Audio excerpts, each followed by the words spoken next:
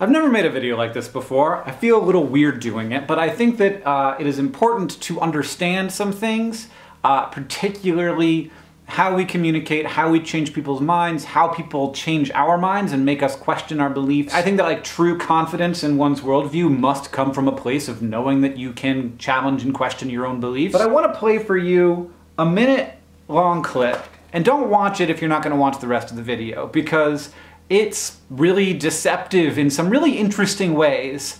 And so I'm going to play for you that clip. It's from Meet the Press, which is the longest running television show in America. Meet the Press is a well-respected show. It is intended to be a show in which we learn about the world. It is intended to be a non-biased show, and it is a show where there's interviews and there's panel discussions, and it, in general, is designed to help people understand the complexities of the world, and in general, I think does it well. And so it is very interesting to me that this clip that you're about to watch comes from that show, and comes from a place of very much designed to be appealing to a center crowd. And it is also interesting to me that this was even a thing that happened. Of course, it was questioned by the other panelists, but we're just gonna watch it, and then we're gonna talk about it. From the standpoint of those who have doubts about this, and I don't think we can have any doubts that there is climate change, whether it's anthropogenic, I don't know. I'm not a scientist. I look at this as a citizen, and I see it, so I understand it. On the other hand, we need to also recognize that we just had two of the coldest years, the biggest drop in global temperatures that we've had since the 1980s, the biggest in the last 100 years. We don't talk about that because it's not part of the agenda. The United States has been dropping in CO2 emissions since we pulled out of Paris. There are actually good things that are happening. We are not using dirty coal anymore. It's the Europeans who are using dirty coal. There actually is some corporate leadership on this. Yes, we need to deal with these problems. Yes, we need to mitigate the things we see, but we shouldn't be hysterical. First, let's talk about the American Enterprise Institute. They are the biggest conservative think tank. A think tank is just a company that people pay money to, or an organization that people pay money to. Oftentimes corporations, and sometimes foundations, sometimes individuals, pay money so that they can basically affect policy and also affect like the minds of the public. And they also are designed to come up with messages that will resonate with people and thus get their policy objectives accomplished. They're funded by a lot of corporations. They are a strongly anti-regulation organization. They believe that regulations are bad for economies, and economies are the way that everything good happens. Roughly. I think that's safe to say. I don't think that that's like harshly critical of them. They have done some stuff in the past, like in 2007, they sent letters to scientists, this was a long time ago, but saying like, we will pay you $10,000 if you will put out a letter or a paper that disagrees with the Intergovernmental Panel on Climate Change. Like, they got in some trouble for that one. But generally now their perspective on climate change is, it exists, it's probably caused by humans, but it's probably not as bad as everybody's saying it is, and so we shouldn't regulate too much. And this has basically just like been like one step against the other of like, how can we draw this out for as long as possible? And now we're this far down the road where the American Enterprise Institute says it's probably caused by humans, but regulation is not the way to solve this problem. And it probably isn't as bad as everybody's saying it is. And we should probably focus on like building walls around Manhattan or something. That's the background of who this woman works for. The other people on the panel are a historian and two journalists, and then we've got a lobbyist, a person whose job is to affect public policy and to affect how people understand things, to change them, to use her words to change people's opinions, whereas the other people's job, theoretically, is to use their words to explain the world as it is. It's strange to have her on this panel. So let's just go through it one by one. I don't think we can have any doubts that there is climate change, whether it's anthropogenic, I don't know.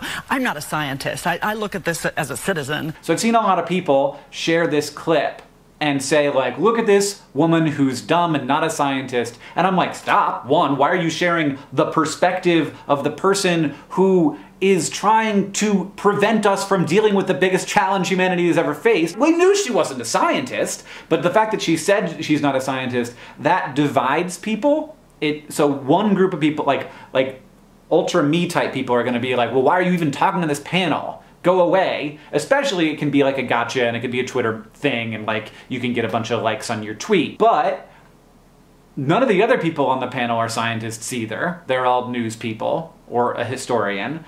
And also, like, I'm not a scientist, I'm just and like, as a citizen, like, I don't think that that invalidates your perspective. I'm also not a scientist. I haven't been in a lab in like 20 years. So that, like, I'm not a scientist is a fine thing to say, and it is not a gotcha moment. She's not a scientist. And I think that it is also interesting that she chooses the word anthropogenic, which makes that sentence more confusing than all of the other sentences she says in this. Anthropogenic instead of, I don't know if people are causing it. She says anthropogenic. It's an interesting choice. To me, this seems extremely well crafted, and it wouldn't be weird for it to be well crafted. The American Enterprise Institute does lots of working on this messaging. They work very hard on messaging. They do like surveys to see what messages resonate most with people. So like, this is bound to be like the best message that they could find to work on the broadest number of people. And so that's why I think it's interesting to look at, because like, here we have the message that they have calculated works best. So let's look at the message that works best. And now we get into the really interesting part of it. On the other hand, we need to also recognize that we just had two of the coldest years, the biggest drop in global temperatures that we've had since the 1980s, the biggest in the last 100 years. I'm just gonna say that back to you. On the other hand, we need to also recognize that we just had two of the coldest years, the biggest drop in global temperatures that we've had since the 1980s, the biggest in the last 100 years. Here's a graph of temperature increase over the last 100 years or so. It's from NASA. What? Show me. I'm super confused about what she means. This is not something that she would not be able to defend, this statement, because she's very good at this, and I'm upset with Chuck Todd for not asking. What do you mean we've had two of the coldest years since the 1980s, in the last 100 years, the biggest drop in temperature? Which are a bunch of different things. She says since the 1980s, and also in the last 100 years. She says the coldest years and the biggest drop in temperatures, which are two different things. It's an extremely confusing statement, and I cannot figure out for the life of me what it means. And I feel like probably, if you look at the data in some particular way, maybe you can find a big temperature drop from year to year, but that doesn't mean anything. It just means that the climate's going crazy. Like, if there's a bigger than average temperature drop one year to the next than has ever been had, like, that would be an indication of the climate being unpredictable and annoying, and that's bad. Maybe this is it. If you average out all the years in the 1980s, if you average out the 1980s, and then there have been 2 years where it was colder than the 1980s average. Is that what she means? It's very confusing. And then she says this. We don't talk about that because it's not part of the agenda. It's not part of the agenda. We don't talk about it because it's not part of the agenda. So there's a premise in that statement that is assumed, that is never questioned, that somehow there is a we and there is somehow an agenda. And by we, she's on Meet the Press, it sounds like she means the media doesn't talk about this because it's not part of the agenda, which indicates that the media is participating in an agenda.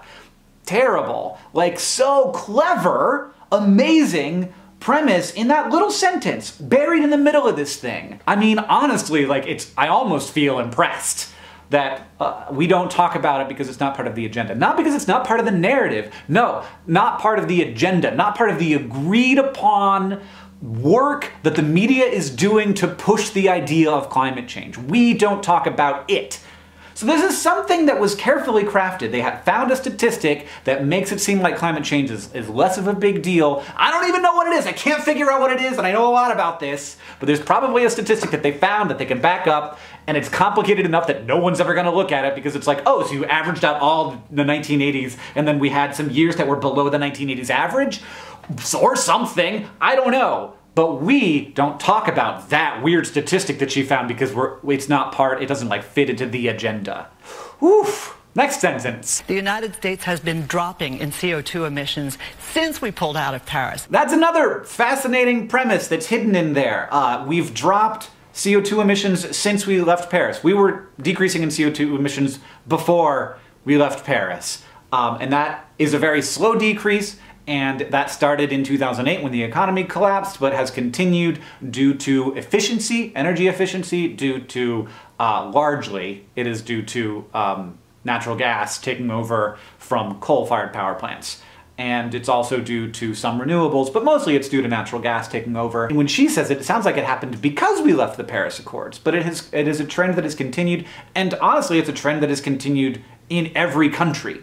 Even China and India have seen significant slowdowns in how much greenhouse gases they're producing, and that has happened recently, and it's a huge story. It's a really big deal, and it's really good news. We're not going to talk about that. Instead, let's talk about this. We are not using dirty coal anymore. It's the Europeans who are using dirty coal. So first, the thing I love about this sentence is that you think that she's going to talk about China or India. Let's talk about those places because they're, China is contributing more to global warming than any other country right now, but like that sort of a little played out. And second, we know that China's dirty. Like, we know that India's dirty. Those are the developing countries. But she's saying, well, compare apples to apples. Europe is worse than America in one way. And it's such an esoteric way.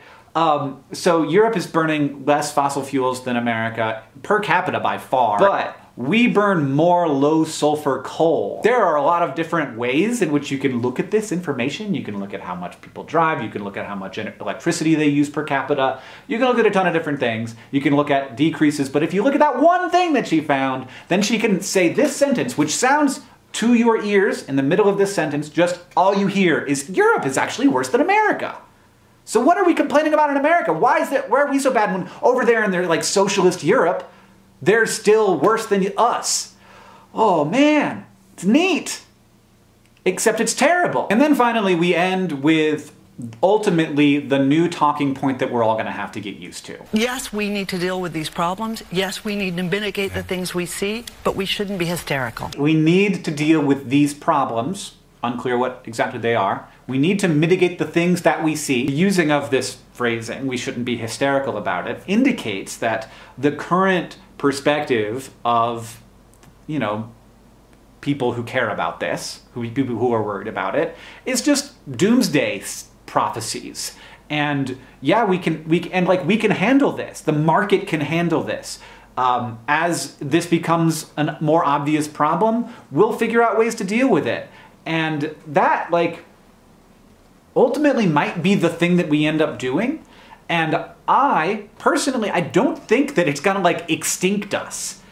I think that it will cost us more if we wait. It will cost us more if we don't spend money now. I think that the dividends it will pay if we work hard to decrease our emissions faster than they are currently decreasing. That will be a better investment than continuing to have the cheapest possible energy right now. And the question of should we be hysterical, the answer to that is pretty obviously, if you're an average person, I don't want to be hysterical about that. No. So framing it as hysterical. And then one of the other people on the panel said, actually, frankly, I think we should be hysterical about it.